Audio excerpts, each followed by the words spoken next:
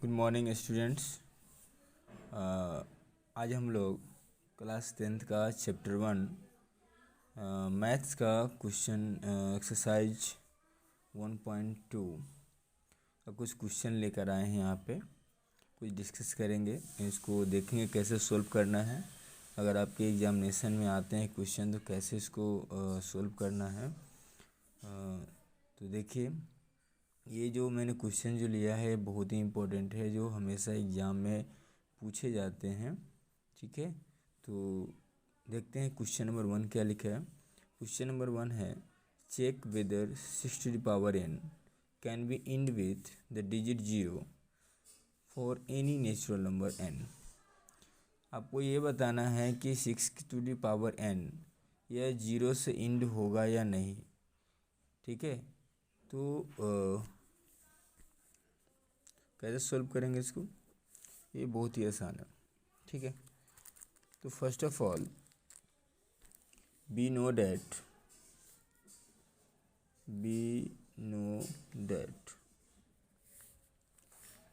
If a number ends with 0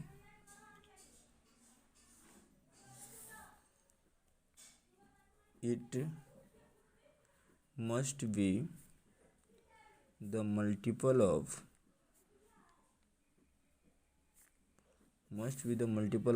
10।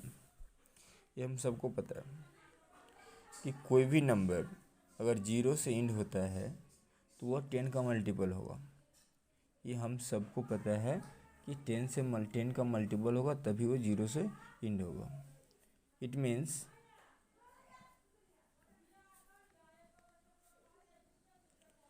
it has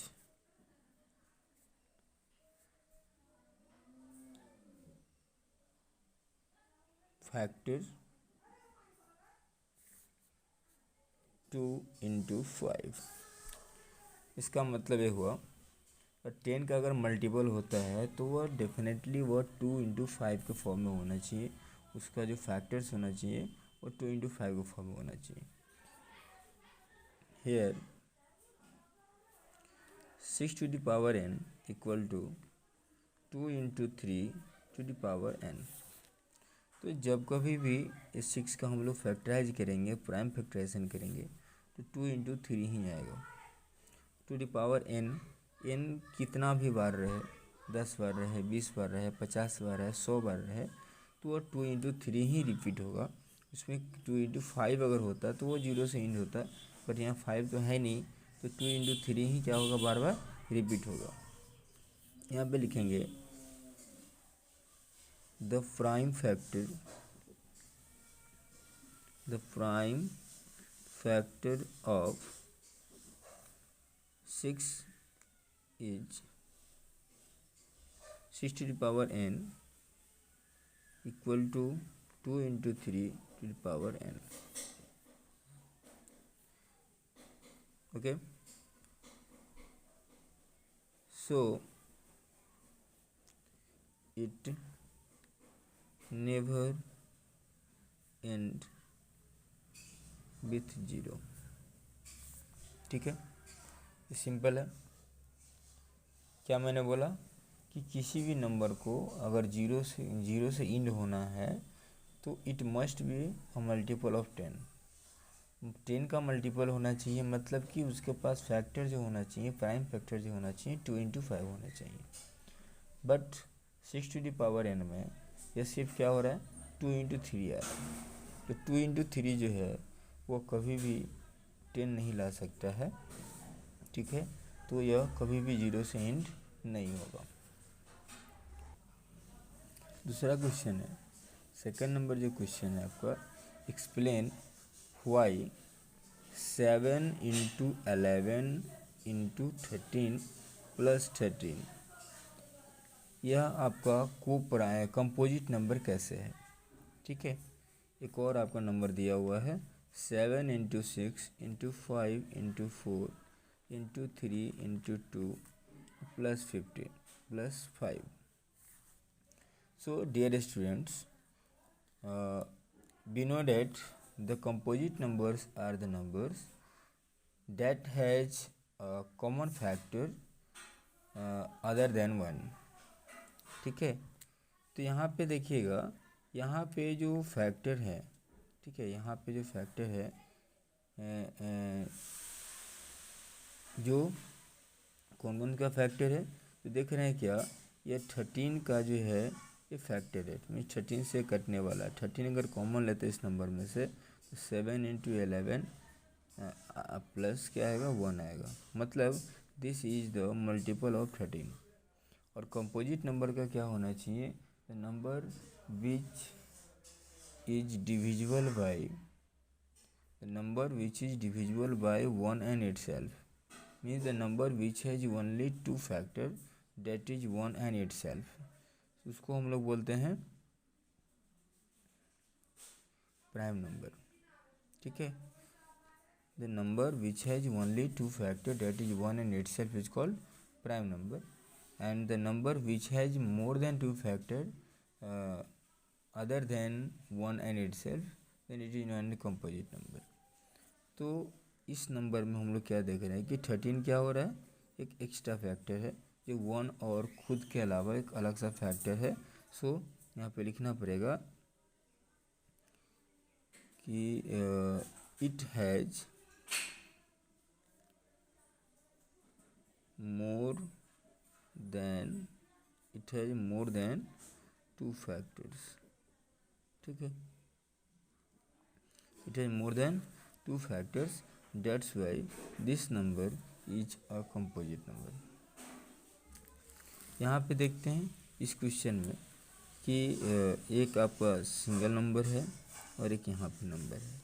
इस दोनों में हम लोग क्या देख रहे हैं कि 5 क्या हो रहा है ना, कॉमन हो रहा है, 5 हमारा कॉमन हो रहा है। तो हम लोगों ने क्या हुआ कि जो कंपोजिट नंबर का जो डिफिनीशन है कि number which has more than two factors, means जो 1 और खुद के अलावा किसी और नंबर से भी कटता है, तो उसको हम लोग बोलते हैं कंपोजिट नंबर। तो यहाँ पर क्या हो रहा है कि 5 is a other factor, 5 is a other factor, एक दूसरा फैक्टर यहाँ पे आ गया 5, इसलिए क्या होगा, ये कंपोजिट नंबर होगा। आई थिंक ये समझ में आ गया। नेक्स्ट है आपका क्वेश्चन नंबर 3। क्वेश्चन नंबर 3 में यहाँ पे देखिए कि लिखा है so that √2 is a irrational number. यह हर बार एग्जाम में कभी न कभी हमेशा पूछा जाता है कि √2 is a irrational number, so that √3 is a irrational number, √5 is a irrational number, √7 is a irrational number. इस तरह क्वेश्चन एक न एक जो रहता है 10th के एग्ज़ाम में। ठीक है, तो कैसे इसको हम लोग शो करेंगे, है ना। तो पहले हम लोग क्या करेंगे कि मान लेंगे, ये हमको सबको पता है कि √2 जो है वो इरेशनल ही है। ठीक है, ये सबको पता है, बट इसको क्या है ना, प्रूफ करके दिखाना है कि कैसे यह √2 इरेशनल है। तो इसके लिए हम लोग क्या करना है, एक एग्जाम्पशन करते हैं, मान लेते हैं कि यह इरेशनल नहीं है, यह रेशनल नंबर है। तो लिखेंगे हम लोग let √2 is a rational number. हम लोगों ने सपोज कर लिया, मान लिया कि √2 is a irrational number, rational number. हम लोगों ने इसको मान लिया कि √2 क्या है, रेशनल नंबर है। तो हम लोगों ने पढ़ा है कि rational number can be expressed as p/q। Rational number को हम लोग p/q के फॉर्म में लिख सकते। तो इसका मतलब ये हुआ कि √2 इज इक्वल टू a/b। हम लोग इसको ऐसे लिख सकते हैं। क्यों? क्योंकि जब यह बोला कि यह रेशनल है तो उसको हम लोग इस फॉर्म में लिख सकते हैं। अब यहाँ पे हम लोग क्या करते हैं, squaring both side, squaring both side, दोनों साइड जब स्क्वायर करते हैं तो क्या आता है हमारा, क्या आता है, तो 2 इज इक्वल टू a²/b²। ठीक है, यहाँ पे लिखेंगे a एंड b आर को प्राइम नंबर, को प्राइम नंबर। तो यहाँ पे कोप्राइम नंबर का मतलब क्या हुआ कि coprime numbers are the number that has a common factor that is 1। तो ए और बी का कोई क्या होगा, कॉमन फैक्टर होगा जो 1 होगा, इसको कोप्राइम बोलेंगे। क्यों ऐसा लिखा, क्योंकि हम लोग को पता है कि जो ये जो फ्रैक्शन के फॉर्म में जो हम लोग लिखते हैं तो ये स्टैंडर्ड फॉर्म में लिखते हैं। स्टैंडर्ड फॉर्म कहने का मतलब कि इसका ये एक दूसरे से कभी भी डिविजिबल नहीं होगा। दूसरे ए और बी का कॉमन फैक्टर 1 के अलावा कोई दूसरा नहीं होगा। ठीक है, तो यहाँ पे हम लोग क्या कर रहे हैं कि 2b² इक्वल टू क्या हो गया हमारा a²। अब यहाँ पे देखते हैं कि ये जो 2b² है ये तो 2 से डिविजिबल है। ठीक है, 2b² क्या है, 2 से डिविजिबल है। जब ये 2 से डिविजिबल है और ये एक a² के इक्वल है, इसका मतलब क्या हुआ कि a² भी 2 से डिविजिबल है ना। जब टू बी स्क्वायर जब टू से डिविजिबल है, इसका मतलब a² भी 2 से डिविजिबल है। यहाँ पे लिखेंगे हम लोग hair a² is divisible by 2। यहाँ पे क्या हो गया, a² का एक फैक्टर आया, तो a² का डिविजिबल 2 से है, then a is also divisible by 2। तो यहाँ पे हम लोगों ने क्या किया, ए का एक फैक्टर हम लोगों ने चूज कर लिया। अब हम लोग करते हैं क्या कि जब a² 2 से डिविजिबल है तो इसको हम लोग a को हम लोग क्या लिख सकते हैं, कोई भी नंबर 2 के फॉर्म में लिख सकते हैं ना। जब ए जो है 2 से डिविजिबल है तो इसको हम लोग ए को हम लोग ऐसे हम लोग लिख सकते हैं, m इज एनी इंटीजर, कोई भी एक इंटीजर हो सकता है। ठीक है, अब इसको देखेंगे कि जब हम लोग दोनों साइड अगर स्क्वायर करते हैं तो क्या आता है, 4m² आता है। ठीक है ना, a² इक्वल टू 4m²। और a² के बदले में क्या लिख सकते हैं, 2b² भी लिख सकते हैं। ठीक है, 2b² इक्वल टू 4m²। इसका मतलब यहाँ से अगर कट करते हैं इसको तो क्या आएगा कि b² इक्वल टू 2m²। ठीक है, अब यहाँ पे देखिए कि जैसा हम लोगों ने यहाँ देखा कि जब 2m² is divisible by 2, it means b² is also divisible by 2। 2m² जब 2 से डिविजिबल है मतलब b² भी 2 से डिविजिबल है, क्योंकि दोनों इक्वल है। तो b यहाँ पर क्या हो गया, b हैज अ फैक्टर 2। अब b के पास भी क्या हो गया, एक फैक्टर आपको मिल गया, b के पास भी एक फैक्टर आपको मिल गया। अब आप खुद बताइए, हम लोगों ने जो यहाँ माना कि a और b जो है दोनों कोप्राइम नंबर है, दोनों में जो है 1 के अलावा कोई कॉमन फैक्टर नहीं है। तो यहाँ पर देख रहे हैं कि क्या कि भाई a का भी एक फैक्टर 2 निकल गया, यहाँ जो है b का भी एक फैक्टर 2 निकल गया। फिर a और b दोनों का फैक्टर जब निकल गया, इसका मतलब ये हुआ कि हमारा जो माना हुआ है जो सपोजिशन है क्या हो गया, वो गलत हो गया। तो यहाँ पे हमको ये लिखना पड़ेगा कि our supposition became wrong, that's why √2 is not a rational, actually it is a irrational number. Okay, I think आपको समझ में आया होगा। और इसमें और लिखना पड़ेगा थोड़ा सा भी कंट्राडिक्शन वाला, नहीं तो इसमें नीचे पेज मेरा ख़त्म हो गया, तो आप लिख सकते हैं, कर सकते हैं। ओके, नेक्स्ट आते हैं हम लोग नेक्स्ट क्वेश्चन पे। नेक्स्ट क्वेश्चन है हमारा कि 5 - √3 को इरेशनल शो करना, मतलब ये इरेशनल जो है वो कैसे होगा, इसको देखते हैं। तो स्टूडेंट्स, हम लोग जिस तरह से √2 को इरेशनल शो किया था, इसको भी हम लोग ऐसे ही शो करेंगे।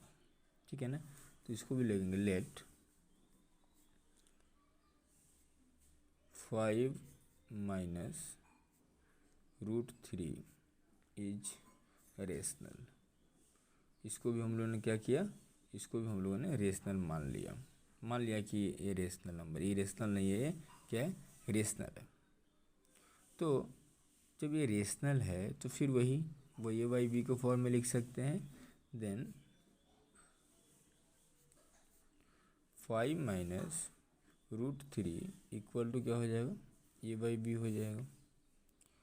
अब इसको हम लिख सकते हैं कि 5 minus a by b equal to √3।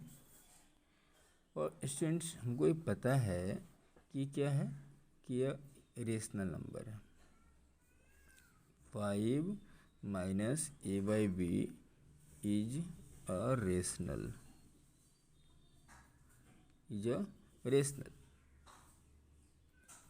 it means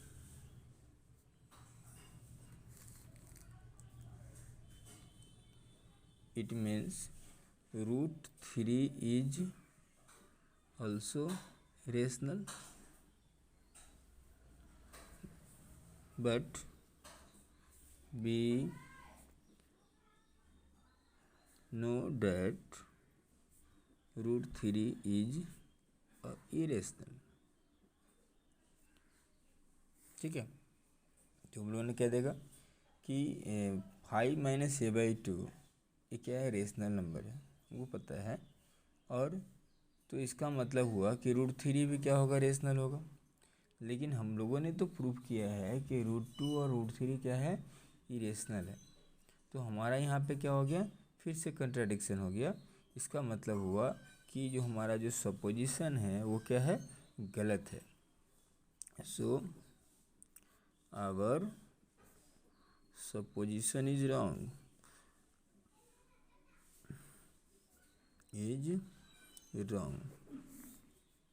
that's why 5 minus √3 is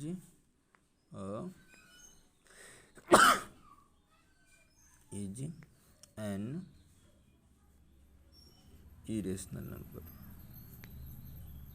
okay, thank you friends, thank you students, we will meet again in the next videos, and in next video we will start a new chapter, that is polynomial। okay, have a nice day।